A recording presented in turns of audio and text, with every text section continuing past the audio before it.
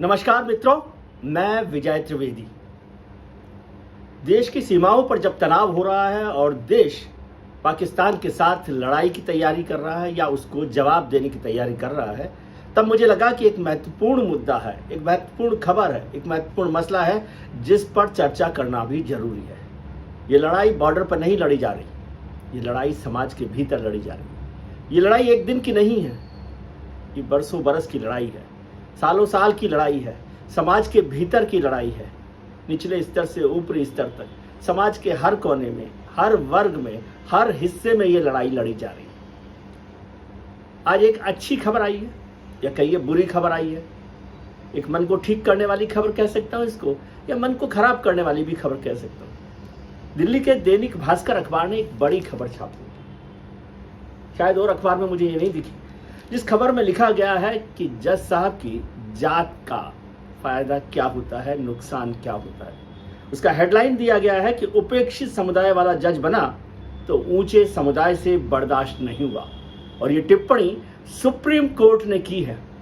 Supreme court ने ये टिप्पणी की है और बहुत ही हैरानी वाला मामला, तकलीफ देना वाला मामला रहा था। मामला है पंजाब का।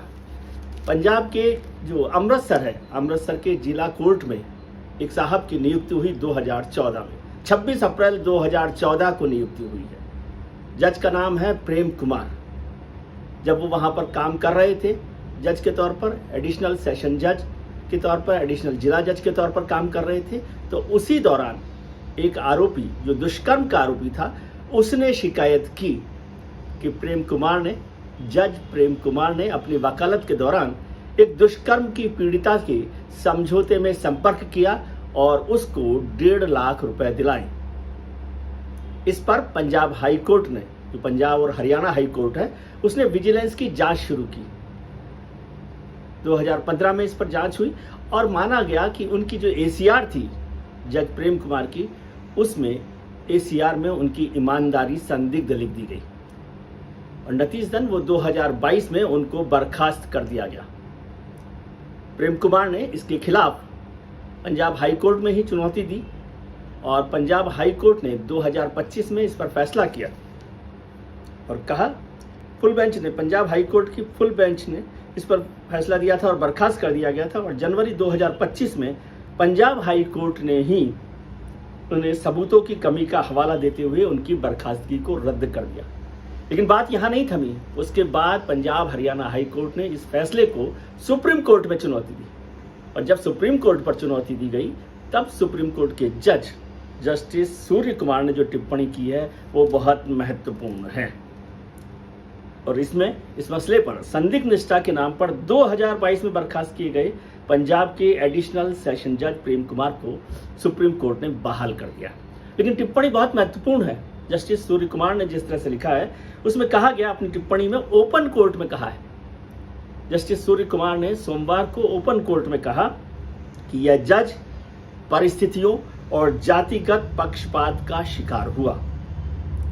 सब पहले से फिक्स था। ऊंचे समुदाय के लोग बर्दाश्त नहीं कर पा रहे थे कि उपेक्षित समुदाय के व्यक्ति का लड़का कम उम्र में जज बन गया और उनके बीच आ गया। ये जस्टिस सूर्य कुमार की टिप्पणी है। और जब सुप्रीम कोर्ट में सुनवाई शुरू हुई थी, उस पर हाई कोर्ट की ओर से वकील जो पेश हुए थे, उन्होंने अपनी तरफ से दलील देना शुरू किया। तो इस पर जस्टिस सूर्य कुमार ने उन्हें टोकते हुए कहा, अगर आप यह चाहते हैं कि मैं यह ओपन कोर्ट में बोलूं, तो मुझे यह कहने में कोई गुरेज नहीं है कि प्रेम कुमार परिस्थितियों और जातिगत पक्षपात का शिकार हुए। एक जज जिसका आचरण लगातार अच्छा था, उसे एक अपराधी की शिकायत पर संदिग्ध निष्ठा वाला बता दिया। जब हाईकोर्ट के वकील ने कुछ बोलना चाहा, तो जस्टिस सूर्यकांत ने कहा कि आप वहां नहीं थे, मैं था, मैंने देखा है, मैं बहुत कुछ जानता हूं। हाईकोर्ट में कैसी बातें हुई थी मुझे पता है। जस्टिस प्रेम कुमार के पिता मोची थे, जूते बनाने का काम करते हैं और उनकी मां मजदूरी करती थी। ये बहुत गंभीर मसला है। बुरी खबर इसलिए है, खराब खबर इसलिए है, तकलीफ देने वाली खबर इसलिए है कि जुडिशरी में जज को, एडिशनल सेशन जज को इस तरह के जातिगत पक्षपात का सामना करना पड़ा है। उनकी नौकरी चली गई, उन्हें बर्खास्त कर दिया गया। अच्छी खबर यह है कि हमारी जो हाईएस्ट जुडिशरी है, सुप्रीम कोर्ट है, उसने उनको बहाल कर दिया है। लेकिन ये मसला बहुत गंभीर है, इससे बहुत सारे सवाल खड़े होते हैं। आज जब बार बार चर्चा हो रही है, जातीय जनगणना की बात हो रही है, कुछ लोग सवाल कर रहे हैं कि इससे फ़ायदा क्या होगा, इससे समाज बढ़ जाएगा, इससे समाज में तनाव पैदा होगा, तमाम तरह की बात हो रही है। भारत सरकार ने, भारतीय जनता पार्टी की सरकार ने एक बड़ा यू टर्न लिया है। मैं उसे यू टर्न कहूँगा क्योंकि भारतीय जनता पार्टी उस फैसले पर पहले सहमत नहीं थी, जातीय जनगणना के साथ नहीं थी। लेकिन मोदी सरकार ने ये फैसला किया और अब जब भी जनगणना होगी तो ये भरोसा दिलाया गया है कि जातीय जनगणना की जाएगी। इस जातीय जनगणना का फायदा क्या है, इस पर चर्चा करेंगे, लेकिन उससे पहले बहुत सारी बातें हैं। आज जुडिशरी की बात कर लेते हैं। जुडिशरी में, सुप्रीम कोर्ट में अब तक पूरे इतिहास में 250 जजेस बने, उसमें से 10 से भी कम जजेस हैं जो SC ST या OBC के रहे हैं। हमारे सुप्रीम कोर्ट और हाई कोर्ट की जो बेंचेज होती हैं उसमें 30 से 50 जज होते हैं, उसमें 1 या 2 जज इस समुदाय से आ रहे हैं। हायर जुडिशरी की हालत बहुत ख़राब है और यही हालत कमोबेश हमारी हायर सिविल सर्विसेज की है। वहाँ हालांकि आरक्षण का फ़ायदा होता है, इसलिए वहाँ पर SC का, ST का और OBC का जो रिजर्वेशन है, 1990 में मंडल कमीशन का जो रिजर्वेशन हुआ, उसके बाद जो नियुक्तियाँ हुई, लेकिन वहाँ पक्षपात का सामना उन्हें करना पड़ रहा है। उसमें बार बार कहा जा रहा है कि पक्षपात की वजह से उनके प्रमोशन रोके जाते हैं, उनको जो महत्वपूर्ण पद मिलने चाहिए वो पद वहाँ पर नहीं मिलते हैं, जो हाई पॉलिसी मेकिंग जो पोस्ट हैं वहाँ पर उनकी नियुक्ति नहीं की जाती है। ट्रांसफ़र के मामले में भी इसी तरह का पक्षपात होता है। ये शिकायत जुडिशरी में भी है कि उनके ट्रांसफ़र और प्रमोशन में जातीय पक्षपात किया जाता है।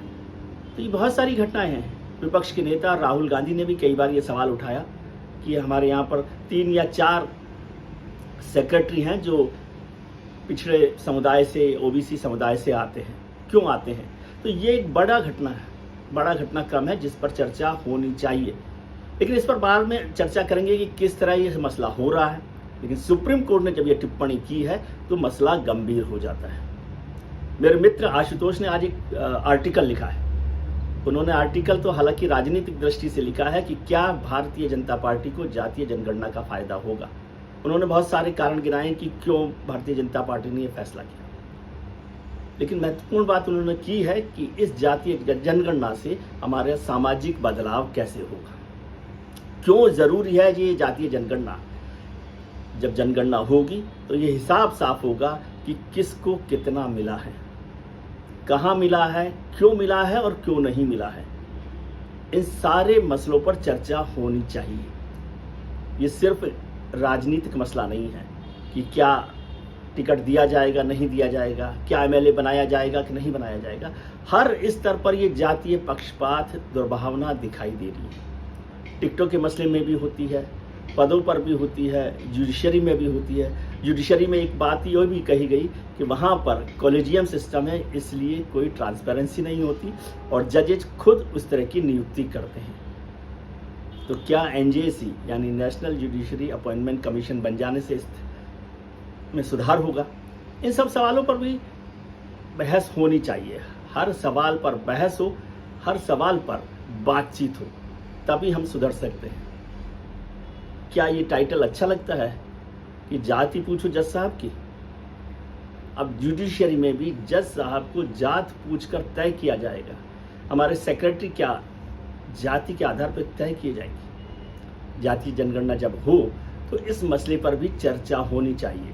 ये मसला सिर्फ डिलिमिटेशन का नहीं है, ये मसला सिर्फ विधानसभाओं, लोकसभाओं और हमारी जो और नीचे की जो व्यवस्थाएं हैं उनमें आरक्षण का मसला नहीं है। ये बराबरी की हिस्सेदारी का मसला है और उससे भी बड़ा सामाजिक हिस्सेदारी का मसला है। इस बात की चेतावनी मत दीजिए कि हिंदू बिखर जाएगा। बटेंगे तो कटेंगे का नारा राजनीतिक तौर पर मजबूत दिखाई देता है, लेकिन अपने ही समाज के लोगों को बांटकर या दबाकर कोई समाज मजबूत नहीं हो सकता। मुझे लगा कि आज जिस तरह का देश में माहौल बना हुआ है, एक तनाव बना हुआ है, सेना हमारी एक्सरसाइज कर रही है, सीमा पर तनाव है, देश की चिंताएं दूसरी हैं, तब भी मुझे ये महत्वपूर्ण लगा कि इस पर चर्चा की जानी चाहिए। जो सामाजिक लड़ाई, हर दिन लड़ी जा रही है। आपके लिए भी यह सोचने का वक्त है। शुक्रिया, नमस्कार। और आपको अच्छा लगे तो इसे आप सब्सक्राइब कीजिए, लाइक कीजिए और दोस्तों में भी शेयर कीजिए।